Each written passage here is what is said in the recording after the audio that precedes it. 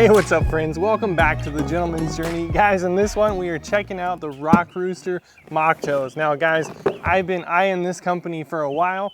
Don't forget, every video I ask you guys, what kind of boots do you want me to review next? And Rockrooster has always been on the list. So guys, these are the, let me get the number right, VAP 621 Norwood. So friends, this is kind of a boot that I think has been getting a lot of attention right now. They even threw an extra set of laces. So friends, I always let you know right away in the beginning of the videos whether I bought these or not. So Rockrooster actually sent these out to me, but don't forget, I don't have a contract or any kind of obligation to them. So we're gonna blow through them and see what they're all about. So friends, anytime a company sends out some boots like that, it just helps me. You know what guys, I got a good amount of subscribers and I'm so thankful for all of you guys, but we haven't quite made it there yet to where I can just buy a new set of boots every week or even every month at that point, especially some of the more expensive boots. So thank you so much Rockrooster for sending these out, and I can't wait to get through them. So friends, here on the channel, we like to go through all the nuts and bolts and get into the nitty-gritty about how they're made, the build quality, the construction, all the stuff like that. Then we take them out on a little adventure. So be sure to hang back at the end of the video because we're gonna go put these things through their paces. Now friends, I was thinking that they were gonna send me a soft toe. I don't know if there was a communication error or what, but they ended up sending me a steel toe. I was originally thinking that maybe I wouldn't wear them as much because they're a steel toe, just because I don't need a steel toe in my daily life.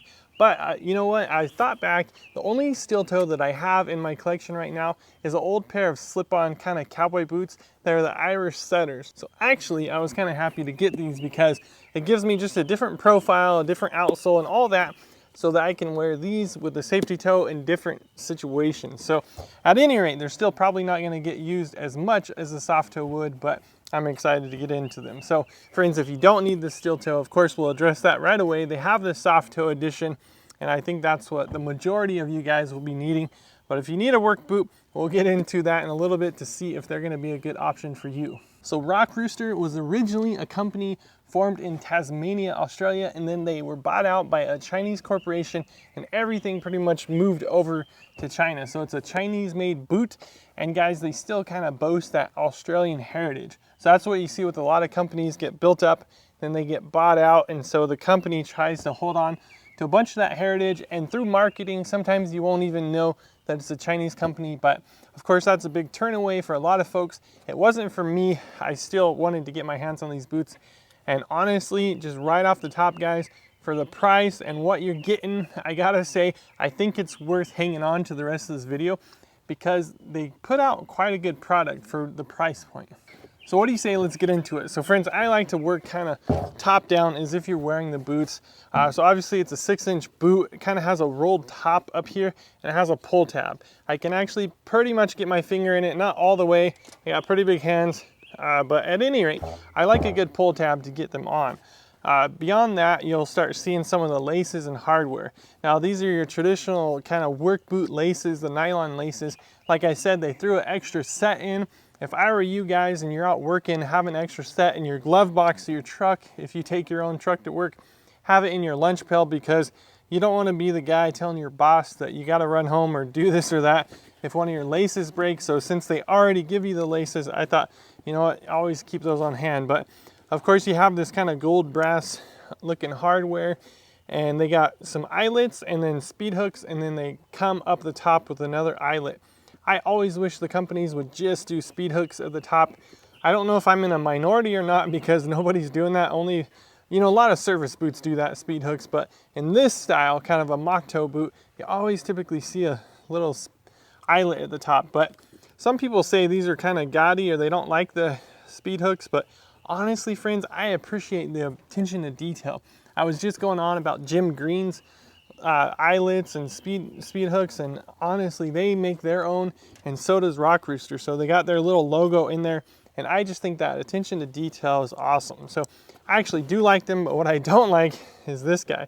It says Comfort Memo on the bottom, and so I don't relate to that at all. I think it was a big missed opportunity to maybe put Rockrooster, or maybe the actual rooster if you will, but hey, I'll leave that to them. I'm probably gonna go ahead and unlace it and take this off because I can't stand it. But at any rate, it kind of reminds me of the fact that they're not American, because what I want to see is a little American flag at the bottom. And of course, these things are made in China, so they're not going to have that. Even if it was an Australian boot, maybe that would be kind of cool. But it's certainly not anymore. So at any rate, then from there we move into this leather. Now guys, this is a really soft and supple leather. This is the Crazy Horse leather. And some people think it's tumbled. It's actually not tumbled, but it's really supple. So some folks say that, you know, if it's too soft and kind of loose like that, then it won't provide as much structure and rigidity, and then it won't be as good as a work boot. Now, I would probably agree with that, because a lot of your good, solid, thick leather for your work boots, I'm thinking Pacific Northwest stuff, is really rigid. It does take a break-in process, if you will, but I think it's going to hold up longer. Obviously, this is thinner leather, but if you're transitioning from a tennis shoe into the boot world, you know, I think that comfort there is just going to be an added plus. So yeah, it's a good leather. It's a cheaper leather. It's a thinner leather, but for what the boot offers, you know, it is genuine leather. It's an oiled leather, and it'll basically take whatever you can throw at it in this price range. You know, when we get into more of who it's for and what it's going to be used for, I'll talk about that. But honestly, not bad for a $130 boot. So friends, then you're going to see some of the stitching. So you got single stitching, you got double and triple in various places. I'm not seeing any weird stuff going on, any loose threads. You will see stuff that's just for design, like this triple stitching right here. There's nothing there that's not doing any kind of purpose, if you will, and it's just for design. Another one that we'll get into with the Welt, that one of those two stitches is also just for design. So you got some little markings on the toe here, another design thing. It doesn't play into anything, but honestly, I feel like it's a pretty attractive boot. Now, of course, in the future, we might want to compare these boots to the Thoroughgoods, to the Red Wings, maybe even to the Brunt work boots, but without going in too crazy, I would say that I think it's a little bit more aesthetically pleasing to me than the Brunt boots. So as far as that, they nailed it. It kind of gives off the Thoroughgood vibe, and I do like their little logo stamped in there. They do put some kind of color onto all the leather, so they kind of smooth it out, if you will. So what they're trying to do is make the leather look as even as possible. But I gotta say, compared to like my Moc Toes in Red Wing, I think that's the Copper Rough and Tough. Just a beautiful leather. It's gonna show some of the different distress marks from the actual cow. It's gonna show different, you know, different panels are gonna be slightly different color, and it's just gonna be that genuine, more closer to a raw looking leather. Where this one, they're gonna put some pigment in there, and it's just gonna have a thin layer applied to the top so that it just looks clean. So I think right away, and this hardware is a little bit obnoxious with the color, a little bit brassy. Across the room, I think I could tell right away that it's a little bit cheaper of a boot. I can just see the leather, and I think if you guys are getting into it as well, you can start to just see the leather. But honestly, friends, I don't have a huge complaint. I'm not gonna knock them for that, because they're not trying to, in my estimation, they're not trying to be what they're not. And so nice even tone leather across there, all the hardware. And then let's move into the inside. So this is an online boot, and of course there's a whole bunch of debate whether boots should be lined or unlined. But friends, this is going to be plenty breathable. I don't run too hot with my feet. People are always asking if I sweat in this boot or that, or if it's breathable. I don't seem to struggle with that, but honestly, friends, it's only going to make it more breathable than if it was lined. That's my estimation. Down there around the heel counter area on the inside, they do have an added little layer. It's not leather, but kind of a layer that's where your heel rubs. So they want to beef that up a little bit. That's beefed up. Then inside in the toe box area is this kind of mesh liner, and that's supposed to be antimicrobial, and it's supposed to make your foot breathe better. Of course, with that steel toe, you're looking for all the breathability as you can. Probably gonna have to wait for the 6-month range. I'll let you guys know in the 1-year mark, in that 1-year review video, whether it's as breathable as they say it will be. But other from that, friends, there's a lot going on in there, and that's some of the boasts that they make on the website. So as you're scrolling and checking out the boot, you'll see them talking about the inside. So from there we get down to this liner. Now friends, this thing's pretty crazy. When you pull it out, it's quite obnoxious. I think this is one of those marketing schemes, if you will, just to make the, you know, you can print on there and it'll make the boot look a little bit better than maybe it is. So you have comfort memo, and that goes back to here. That's what they put on the toe. They're really banking a lot into this comfort memo, and I thought that was a little bit surprising to me, just because it's kind of a weird thing to kind of boast so much. But yeah, antimicrobial, anti-mold, fast drying, all that wicking stuff. But it's just so squishy. It's super thick, but it squishes down right away. So it's a big old memory foam. The cool thing about this, guys, is it's removable and you can switch it out. I really like this wool company. Check back a video, I'll link it here, but I did some wool liners, some insoles, and I really like them. They have a thick one and a thin one. You can switch it out, and the fun thing is now you have a perfect mold that you can trace and cut your new one. Maybe you need a bit of arch support, you can get some Dr. Scholl's or whatever and use this as a perfect trace. So I would do that sooner than later before this thing breaks down. But yeah, so we're gonna get into the midsole a little bit, then the outsole, and see why they boast that this thing's so comfortable. So of course, they're boasting that anti-fatigue. So guys in the trades, whether you're working construction or you're standing in a warehouse all day or something, this boot is designed to be comfortable just as much at the end of the day as the beginning of the day. So it starts here. Well, it starts with the leather. Like I said, you can lace it up. You got different points where you can take the tension and the stress out. That's what I like about a laced boot, is it's a secure, sure fitted foot boot, if you will, but you can adjust the laces so it feels really good, unlike a Chelsea boot or a slip-on. So from there, it comes with that more pliable, soft leather, and then down into here, it has this footbed.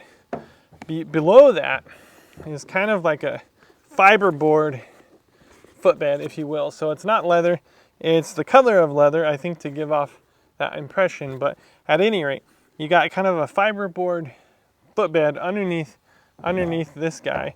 And then below that you have cork. Now it's not poured cork like you might get in a set of Iron Rangers or Thursdays or something, but it's a cork layer, a wood cork layer. And then below that is a piece of plastic or rubber, I'm not quite sure. You can see it out here. And so that is that thin little white layer with brown specks in it. So that is your midsole, essentially. Then that's all stitched onto the outsole with a Goodyear welt. So this is actually a leather welt, and that's one of the things that they're gonna boast over maybe Thorogood, who uses a plastic welt right here. That's a good piece of leather, and that's where I was saying the stitching, there's two sets of stitching here. The stitching going down is a real stitch, and that's actually how the upper is held on to the midsole. And then the stitching kind of looking like it's going into the side of the welt is fake. It's not actually doing anything. So there is some glue involved in there, but this is something that you can totally get resold, and you can just take it to any traditional cobbler and get it done.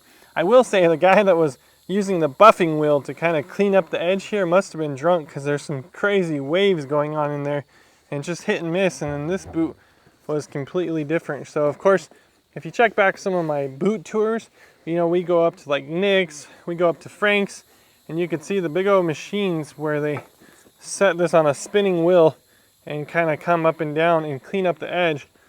Well, this one even toes in a little bit. So at any rate, just a little bit of quality control, but they're probably pumping these things out pretty quick. So obviously they hooked up with Vibram. You can't get on the website, you can't learn about this boot without knowing that they're hooked up with Vibram. In fact, you know, this reminds me of getting a boot off the store, because it has all these tags on there that you don't always see. But of course there's Vibram right there, and then they got all this Cool Max and, you know, all this stuff going on, all this marketing. Of course they got their Rockrooster, built for comfort, rockrooster.com.au.Australia. So I don't know if their headquarters are maybe still in Australia, but it's a Chinese boot, friends. Everything's made and sourced and everything over in China. So they've partnered with Vibram. So this is where you're gonna get the anti-slip, you know, slip resistant. You're gonna get the oil resistant. You're gonna get the comfort and durability of a Vibram. So obviously that's a big check mark for a lot of folks. They're looking for a good outsole. Of course it can be resold. Let me know in the comments if you guys have had this boot long enough to where you've actually got it resoled. I'm curious if the leather is gonna hold up and be worth resoling. The price point is so cheap, you know, depending on what your cobbler is charging, you might wanna get a new boot. Let me know if you guys have resoled it. It's gonna be based on your use though. Obviously, if you're running this in construction, down on your toes, you know, dragging the toe constantly and stuff, that leather's pretty thin. So I'd be curious, but completely resolable, and maybe you can even do a different color or something like that. But pretty cool that they connected with Vibram, and so you kind of got the complete package there. So I'm not too familiar. It's kind of my first boot with Rockrooster. I don't know if they build their boot on specific lasts. Let me know in the comments if you guys know. So I don't know anything about the particular last in this boot. Again, it's not gonna have much for an arch, which is gonna be, you know, you can put in a little bit more arch if you guys need to.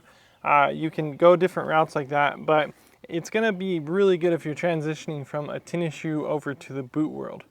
I did, you know, with the tongue, I wanted to mention that as well. So it doesn't have much of a gusset, maybe 2 inches of gusset, if you will. But a nice little tongue there, always worth mentioning. So on to kind of the break-in process. Now again, friends, we've kind of covered everything. I think by now you're starting to get the idea with some of these materials. You're not seeing a whole leather footbed, you're not seeing a leather midsole, you're not seeing a lot of that stuff going on. So the break-in is pretty much meant to be null and void. You're not supposed to have much of a break-in with this boot. You could wear it on your first day of work and pretty much be good. I think part of the break-in with a boot like this is just figuring out how you want it laced up, how tight you want it, stuff like that. I would caution, if you're finding that you can't break the boot in, that probably means that you have the wrong size and that's a little bit too small for you. So speaking of size, guys, I went with a US 11.5. So I measure a 12 on the Brank device, and this is a 11.5 E. I'm not finding a lot on the website for different size widths, but they do have half sizes and stuff like that. I think, again, with the soft toe, you're gonna find a lot of sizes as well.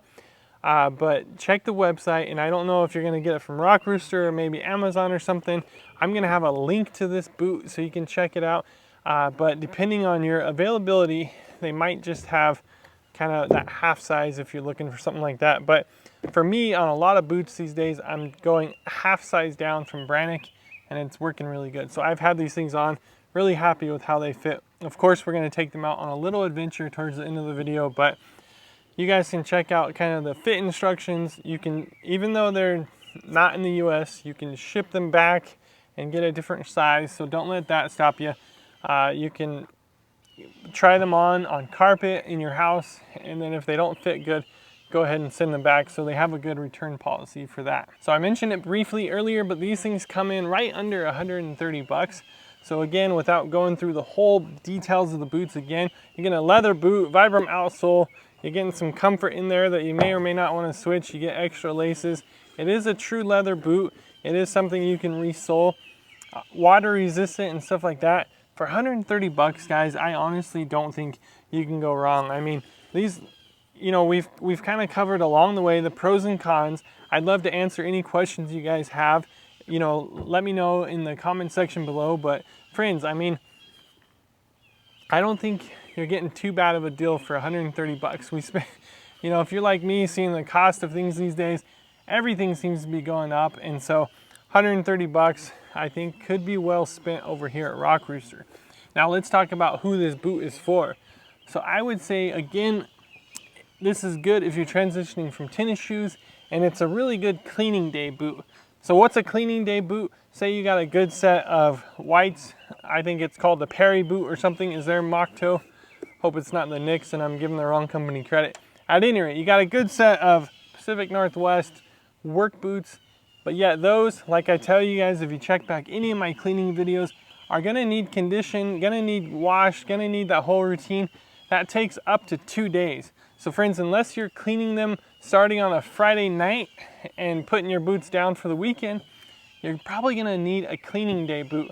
Now, honestly, I would say just get 2 pairs of Knicks, or a Knicks and a whites, or you know, a set of Franks and then a set of Knicks, something like that. Some JK boots, you know, grab some of those and then maybe an extra pair. But if you don't want to spend that much money on boots, get yourself a good pair of work boots and then grab these as your cleaning day boots. Now that's specifically for if you're wearing these for work, as work boots, which steel toe boot, that's what it's for. So you're gonna be getting your boots, washing them, and then letting them dry for 24 hours, and then conditioning them, and then you're gonna let them kind of settle after conditioning them. Of course, if you've ever greased up a pair of boots and went traipsing down a dusty field, you know exactly what's gonna happen. They're gonna get covered in dirt, so you give them a little bit of time to rest. So in the meanwhile, you could be wearing these boots.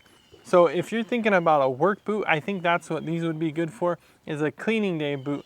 I don't think they're gonna hold up to the demands of most people's jobs, day in, day out. I really don't. So that's my thoughts on that. If you're wearing it as an everyday boot, a casual boot, going to the store, going shopping, running errands, going to the neighbor's barbecue, and you're looking for that work boot style, I think these things will last a really long time. And for 130 bucks, you can get into boots and see what you think about it, see what kind of jeans you think you need to be wearing with them, and all that. So I'll kind of leave it there, but let me know if you guys have any questions kind of about who they're for down in the comment section below.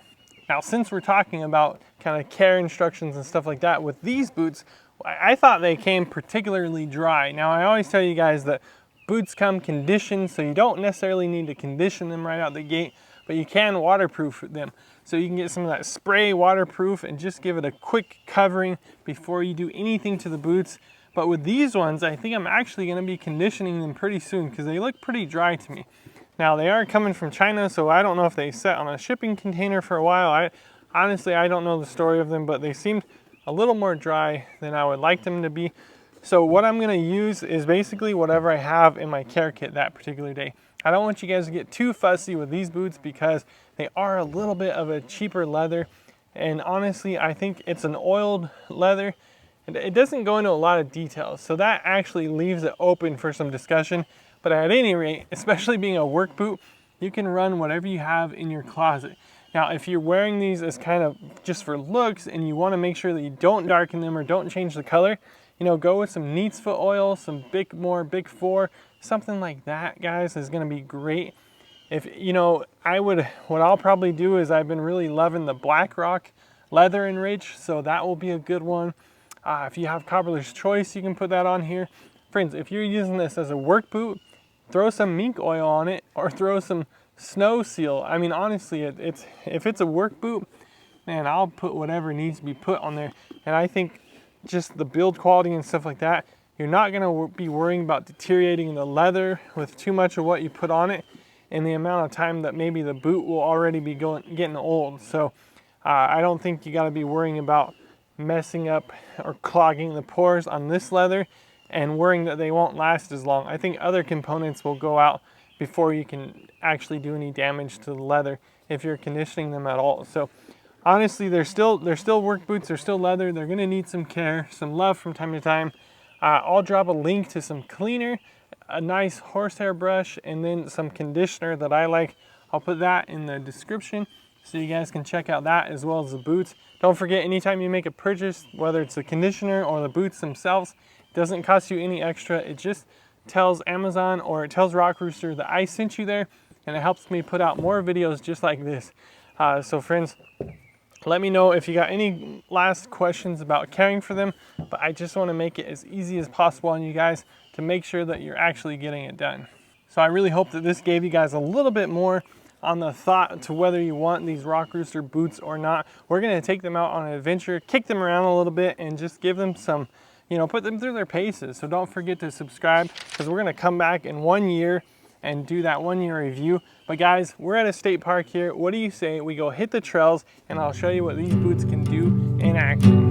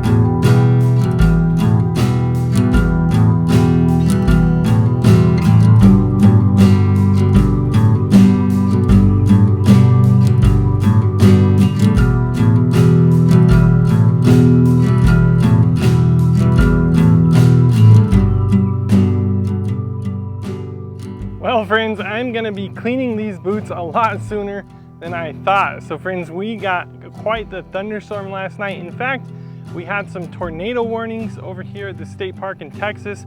And check out behind me, it looks like we came across these primitive campsites. We got a tent and another tent, check that out. I'm guessing these guys had to ditch out in the middle of the night. So hopefully they have plans to come back and grab their tents. But I tell you, it was touch and go for a minute. So friends, these boots are extremely comfortable. I want to reiterate, if you have these boots and they're just too tight, you're trying to break them in, chances are you have a size too small, because there's just literally, they're comfortable. It's like wearing tennis shoes. That's why I don't quite put them in that work, intense work boot category. But at any rate, I'm going to finish up the rest of this trail and then we'll catch up with you guys at the end.